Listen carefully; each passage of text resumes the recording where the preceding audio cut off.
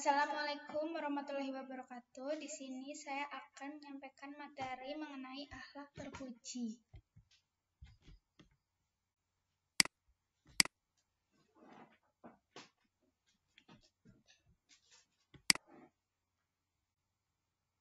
Sebelum memulai pembelajaran, ada 3 hal yang harus diperhatikan. Yang pertama, membaca basmalah. Yang kedua, menyiapkan alat tulis. Yang ketiga, memperhatikan sampai selesai.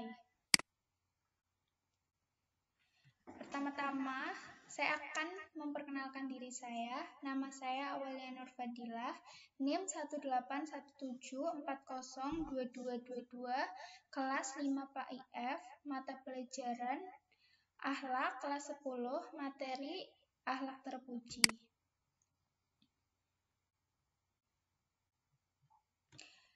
Akhlak terpuji adalah sikap atau perilaku baik dari segi ucapan ataupun perbuatan yang sesuai dengan tuntunan ajaran Islam dan norma-norma aturan yang berlaku. Akhlak terpuji adalah akhlak yang baik, diwujudkan dalam bentuk sikap, ucapan, dan perbuatan yang baik sesuai dengan ajaran Islam. Yang termasuk akhlak terpuji yang akan saya bahas itu ada 5. Yang pertama taubat, yang kedua waro, yang ketiga qanaah, yang keempat zuhud, dan yang kelima atau terakhir amanah.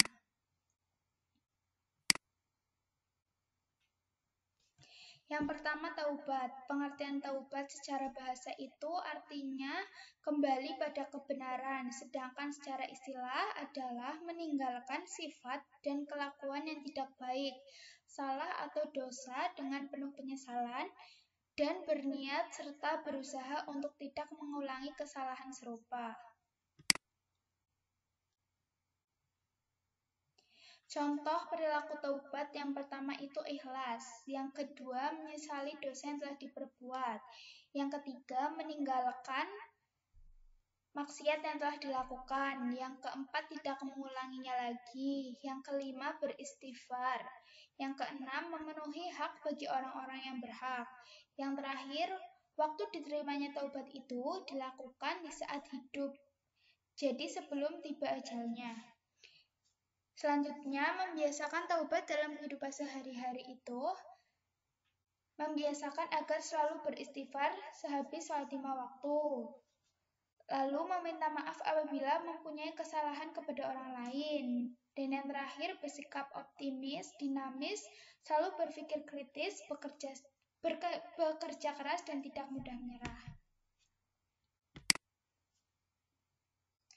Yang kedua ada waro. Waro itu secara bahasa adalah menghindari diri dari perbuatan dosa atau menjauhi hal-hal yang tidak baik dan subhat. Sedangkan menurut para sufi, waro itu adalah menghindari segala yang tidak jelas antara halal dan haram. Manfaat waro itu yang pertama terhindar dari azab Allah. Yang kedua, menahan diri dari hal-hal yang dilarang. Yang ketiga, tidak menggunakan waktu untuk hal-hal yang tidak bermanfaat. Yang keempat, mendatangkan cinta Allah Subhanahu wa Ta'ala. Yang kelima, membuat doa dikabulkan. Yang keenam, mendapatkan keridhaan Allah Subhanahu wa Ta'ala. Dan yang terakhir, terdapat perbedaan tingkatan manusia di dalam surga sesuai dengan perbedaan tingkatan waro. Yang ketiga, zuhud. Pengertian zuhud itu adalah menurut bahasa diartikan dengan berpaling atau meninggalkan atau menyendiri. Sedangkan menurut istilah itu tidak berhasrat terhadap sesuatu yang mubah walaupun kesempatan untuk memperoleh atau mengerjakan itu ada. Membiasakan perilaku zuhud itu dengan cara hidup sederhana, tidak menumpuk-numpuk harta, menghindari hidup berfoya-foya, senantiasa mengedepankan kepentingan akhirat, berhati-hati dalam memperoleh dan mencari nafkah, dan tidak mudah terpengaruh dengan kesenangan duniawi. Hikmah zuhud itu yang pertama tidak ambisius untuk memperoleh kemuliaan dunia. Allah akan mengokohkan hikmah dalam hatinya dan mengeluarkan hikmah itu melalui lidahnya. Yang keempat ada qanaah. Pengertian qanaah itu menurut bahasa artinya merasa cukup terhadap pemberian rezeki dari Allah Subhanahu wa taala. Sedangkan menurut istilah itu adalah rela dan merasa cukup dengan apa yang dimiliki serta menghindari rasa tidak puas dalam menerima pemberian dari Allah Subhanahu wa taala.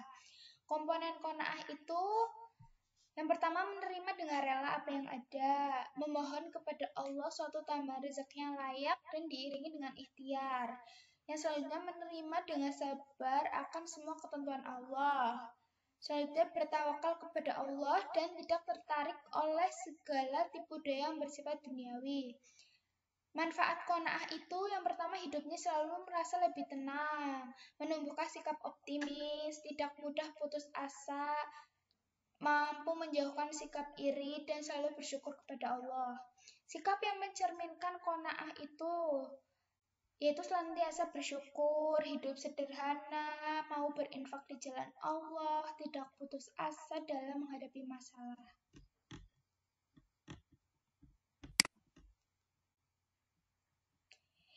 Yang terakhir ada amanah.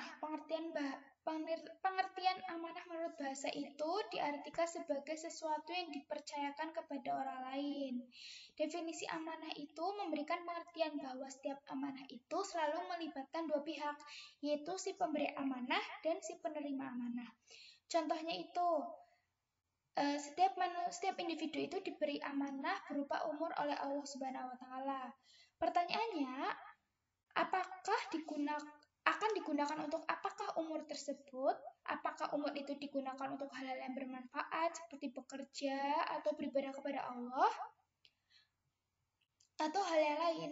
Bila kita sebagai individu sudah melaksanakan amanah tersebut sesuai tuntunannya, maka kita pantas disebut sebagai seseorang yang mampu menjalankan amanah dari Allah Subhanahu wa taala.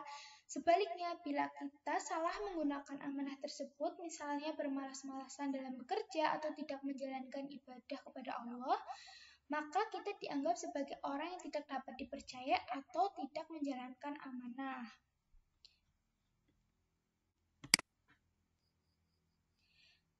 Nah, sekian penjelasan atau presentasi tentang akhlak terpuji yang dapat saya sampaikan.